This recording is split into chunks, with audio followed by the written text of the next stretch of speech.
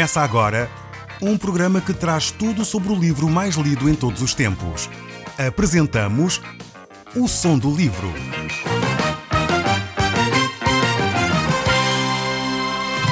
Seja muito bem-vindo. Neste podcast vai encontrar o livro mais conhecido e lido em todo o mundo. Vamos levá-lo numa viagem pela história da humanidade. Este é um audiolivro para si, para a sua família e sociedade em geral. Contextualização e comentários de Paulo Chaveiro. Eu sou Paulo Chaveiro e nós hoje vamos falar do capítulo 25 do livro de Ezequiel. Neste capítulo estamos a iniciar uma nova secção.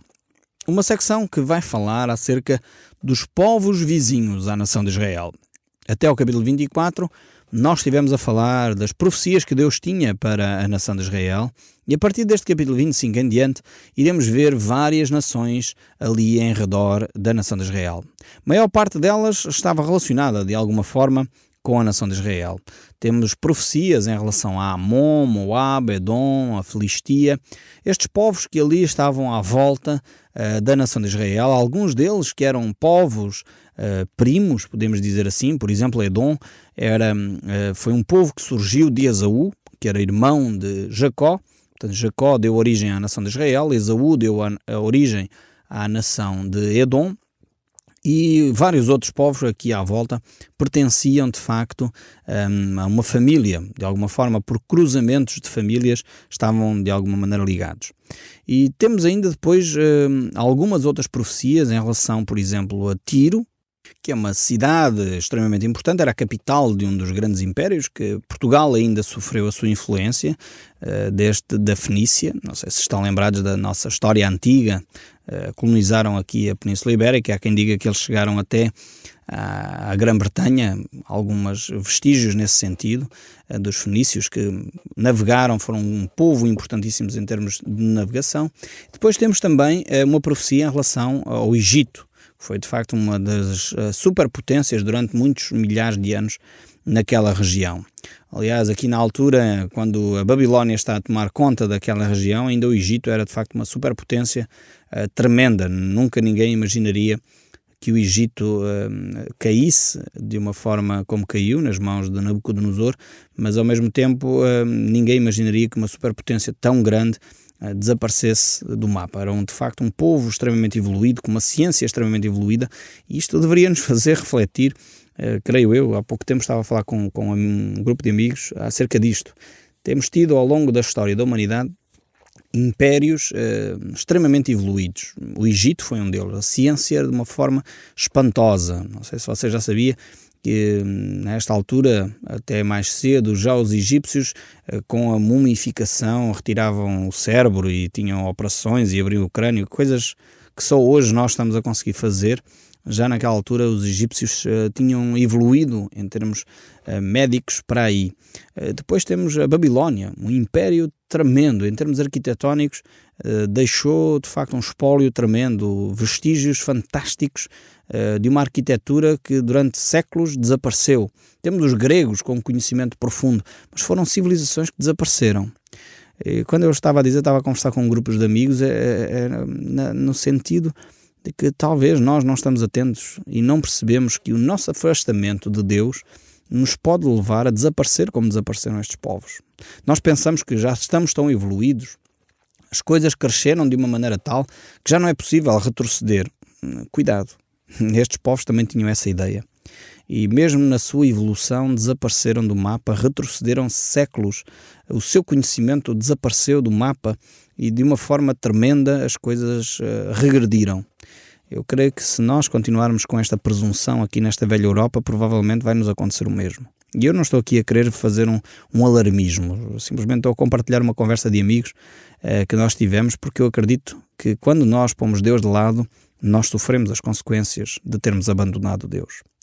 Então o povo de Israel aqui deixa de ser o foco e passam a ser o foco estes povos aqui à volta.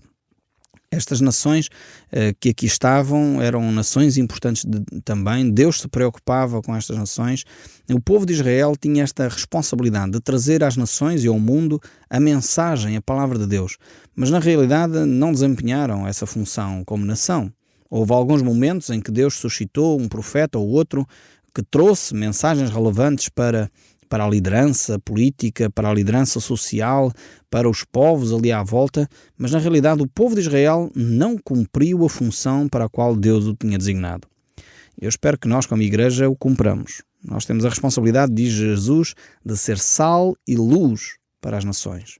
Quando nós nos fechamos sobre nós mesmos, falamos para nós próprios e não abrimos o nosso discurso para aqueles que não conhecem Deus, estamos a deixar de cumprir o propósito de Deus para nós. Precisamos de ser comunidades abertas ao exterior, no sentido não para trazermos para dentro das comunidades aquilo que é o pensamento do mundo, não é nesse sentido, porque a Bíblia diz que nós devemos deixar o mundo, mas ao mesmo tempo devemos ser comunidades abertas a ser luz e sal para aqueles que cruzam connosco. Não ser comunidades fechadas sobre nós mesmos, não ser comunidades que só pensam e se fecham sobre si próprias. Então vejamos aqui o que Deus diz, qual era esta função.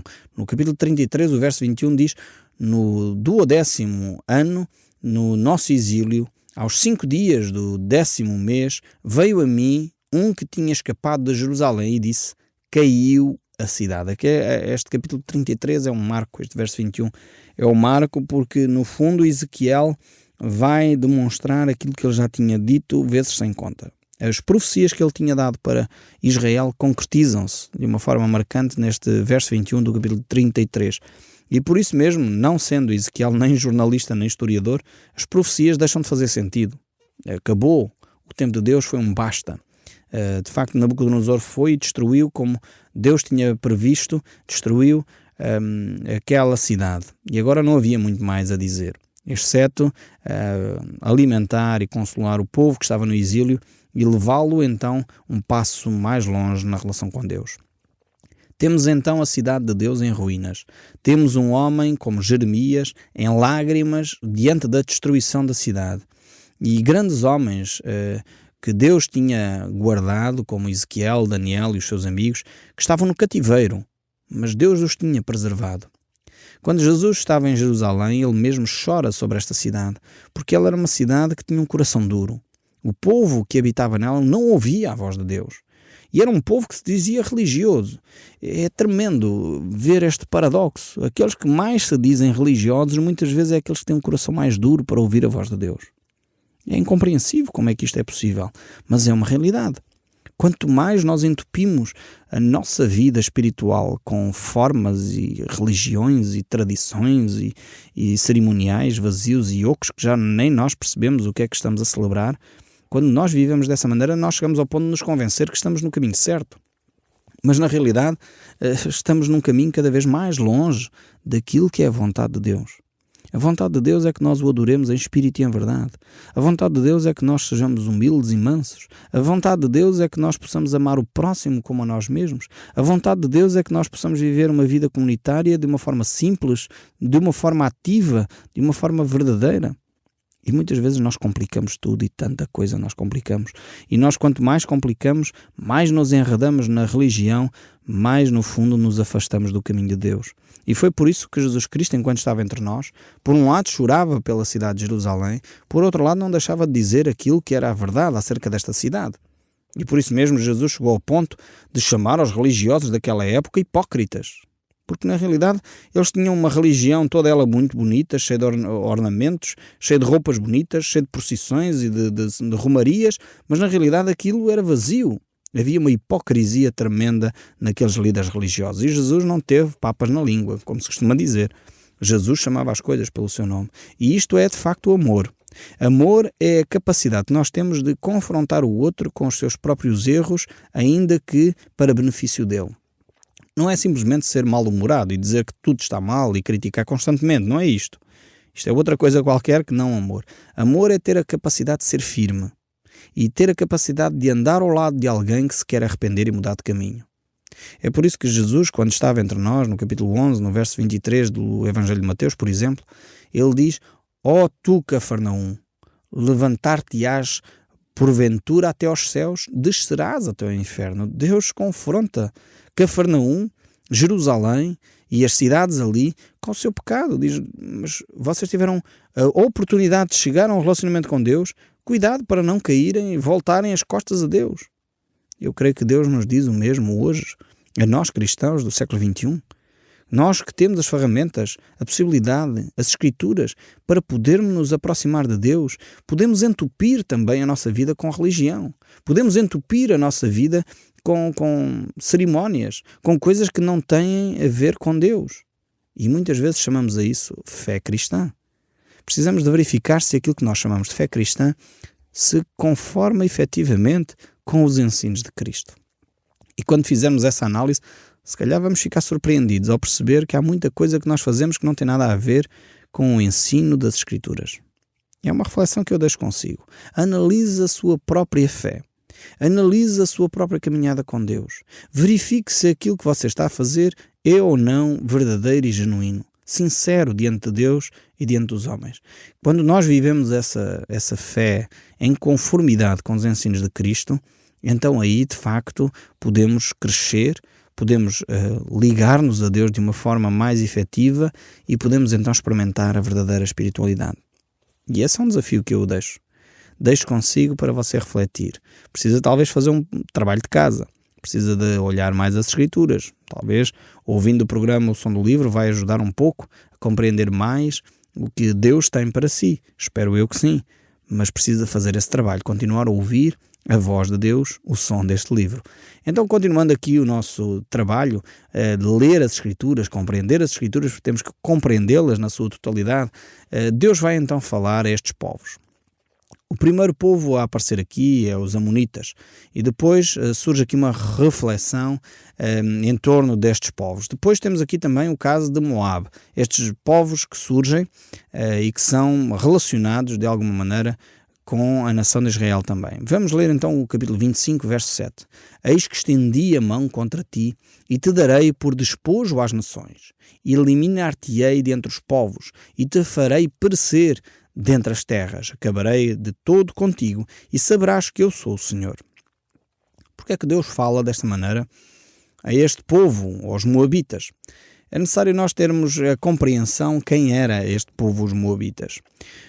Estamos lembrados, talvez se não eu vou relembrar, Moab é um povo próximo da nação de Israel e cuja Ruth, não sei se há um livro na Bíblia que tem o nome desta senhora, Ruth, ela era moabita, ela sai da sua terra, vem para Israel, ela casa com Boaz e desse casamento vai nascer Davi. Não diretamente, enfim, Ruth é avó de Davi. Portanto, ela tem Jessé e Jessé tem Davi. Então temos aqui esta relação de Ruth que de alguma forma vai dar origem a esta linhagem real. Ruth era moabita e depois, se podemos continuar esta linhagem, vai dar então à pessoa de Jesus Cristo. Aqui a influência tremenda que Moab tinha. Não só dos moabitas surge o maior rei da nação de Israel, Davi, como também vai dar origem ao próprio Senhor Jesus Cristo. Então era um povo sobre o qual Deus tinha os olhos muito bem focados. Depois a seguir temos também aqui a nação de Edom. Edom era os descendentes de Esaú, o irmão de Jacó. E Jacó, por um lado, dá origem à nação de Israel e Edom é então os descendentes de Esaú. Ainda hoje é conhecido os feitos deste povo, dos Edomitas. Talvez os feitos mais conhecidos ou os monumentos mais famosos dos Edomitas é a cidade de Petra. Se você digitar na internet este nome, Petra, provavelmente vai encontrar esta cidade, que é uma cidade fantástica, construída no meio das rochas, cuja passagem é tão estreita que praticamente só daria para passar uma pessoa a cavalo e, como é óbvio, era praticamente uma cidade impenetrável. Era extremamente difícil alguém poder conquistar esta cidade de Petra. No entanto, apesar de ser uma arquitetura belíssima, fantástica, esta profecia de Deus se cumpre integralmente. Hoje, Petra não é mais do que uma cidade visitada por turistas. Não há ninguém que mora ali, efetivamente, porque a profecia de Deus, mais uma vez, se cumpriu. Este tema aqui, sobre a cidade de Edom e o povo de Edom, nós iremos dedicar mais tempo quando analisarmos o livro de Obadias, no Velho Testamento ainda, porque lá vamos efetivamente dar mais dedicação, mais tempo a este aspecto. Temos ainda então um outro povo aqui, em Ezequiel, capítulo 25, verso 15, que é os filisteus. Os filisteus é um povo recorrente nas Escrituras. No tempo de Davi houve várias guerras entre Israel e os filisteus. Também isto é marcante nas Escrituras. Nós conhecemos efetivamente esses aspectos. Mas depois temos aqui, eu gostaria de centrar a nossa atenção ainda em relação a outras duas cidades, que é Tiro e Sidom. Tiro era a capital, como eu já disse, de um grande povo, um povo que teve uma grande influência, o povo fenício. E eles realmente deixaram marcas e vestígios em todo o Mediterrâneo. Eles estabeleceram colónias no norte da África, vieram até à Península Ibérica. Nós ainda conhecemos, na nossa história antiga, demos isso na nossa história, a influência dos fenícios na Península Ibérica. Há quem diga que eles chegaram até à Grã-Bretanha. De facto, foram o primeiro dos grandes povos exploradores. E na realidade Tiro era a cidade, a capital deste grande império que era a Fenícia. Davi estabeleceu com o rei de Tiro, um dos primeiros reis de Tiro, Irão, uma grande amizade. Aliás, foi através deste comércio que a Fenícia tinha que Davi conseguiu angariar praticamente todos os materiais necessários para a construção do templo em Jerusalém. E Davi tinha de facto esta grande amizade com Irão, este rei de Tiro, mas Tiro não veio só coisas boas. Estamos lembrados também, por exemplo, de Jezabel, que veio a casar com Acabe, rei de Israel, por causa desta aliança que havia entre Israel e Tiro. E na realidade esta mulher, Jezabel, foi das piores rainhas que alguma vez reinou em Israel. E foi ela que conduziu efetivamente a nação de Israel a uma grande desgraça, uma grande idolatria. Temos também grandes episódios nas Escrituras de Elias e Eliseu que se confrontaram com esta mulher e trouxeram milagres fantásticos à nação de Israel, mas mesmo assim ela conduziu e levou. Era uma mulher extremamente forte, com uma liderança muito forte, que levou Acabe a fazer coisas realmente odiondas.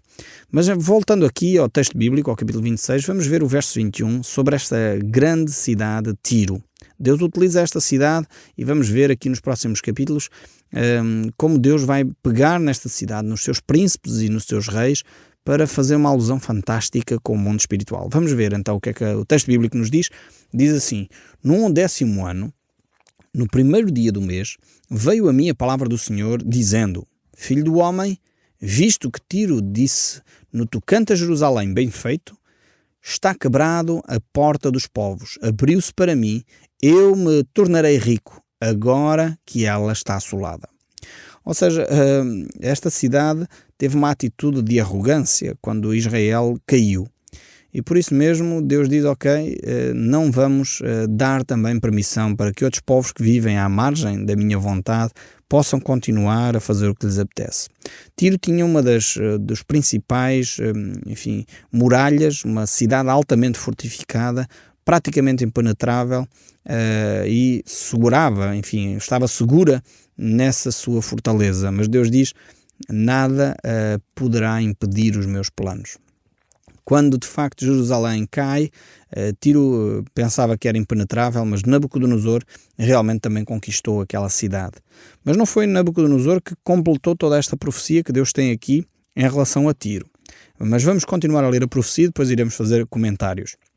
Diz assim então a palavra de Deus no verso 3: Assim diz o Senhor Deus: Eis que eu estou contra ti, ó Tiro. Farei subir contra ti muitas nações, como faz o mar subir as suas ondas. Ou seja, não foi só a Babilónia que iria conquistar Tiro, mas várias outras nações, e nós sabemos que Alexandre o Grande também teve um papel extremamente importante aqui em relação à cidade de Tiro, portanto, e completou a profecia que Deus havia dado aqui nesta altura. E verso 4 diz: Elas destruirão os muros de Tiro, deitarão abaixo as suas torres, e eu varrerei o seu pó e farei delas penha descalvada. No meio do mar virá a ser enxugador de redes, porque eu o anunciei, diz o Senhor. Ela servirá de despojo para as nações, porque assim diz o Senhor Deus: eis que eu trarei contra Tiro a Nabucodonosor, rei da Babilônia desde o norte, o rei dos reis, com cavalos, carros, cavaleiros e com multidão de muitos povos. As tuas filhas que estão no continente, ele as matará à espada, levantará baluartes contra ti levantará terrapleno e telhados de pavês. Dispôs os seus arietes contra os teus muros e contra os seus ferros deitará abaixo as tuas torres. E ainda, saltando para o verso 13, diz: farei cessar o ruído das tuas cantigas e já não se ouvirá o som das tuas harpas. Farei de ti uma penha descalvada, virás a ser enxugador de redes, jamais serás edificada, porque eu, o Senhor, o falei. Diz o Senhor Deus. E aqui temos uma afirmação tremenda. E hoje podemos confirmar que esta profecia dada por Deus continua válida. É interessante verificar que realmente onde era a cidade de Tiro não mais se reedificou cidade alguma. Hoje, efetivamente, a cidade que era antigamente a cidade de Tiro, uma cidade fantástica, o centro do comércio daquela época, do Império Fenício, realmente passou a ser uma curta e pequena vila pescatória, e aquilo que era as muralhas, as pedras das grandes muralhas da fortificação que era a cidade de Tiro, passaram a ser um pontão onde os pescadores enxugam as redes. Alguns poderão dizer, bem, é casualidade. Eu diria, é cumprimento da palavra de Deus. E a pergunta é porque é que tantos milhares de anos depois ainda não se reedificou esta cidade de Tiro. Eu digo, é porque Deus disse que não mais seria edificada. E realmente aqui temos um dado concreto, uma prova concreta e cabal de que a palavra de Deus não volta vazia, que a palavra de Deus se concretiza, se confirma, e quando Deus profere uma promessa, uma profecia, uma declaração de juízo, ele se cumpre integralmente. Isto deveria dar confiança ao nosso coração. Você mesmo pode hoje confirmar-se, viajar para aquela região e lá poder confirmar a cidade de Tiro, que continua este lugar deserto, este lugar para servir de zona pescatória, e basicamente é para isso que serve. O Som do Livro, uma produção da Rádio Transmundial de Portugal.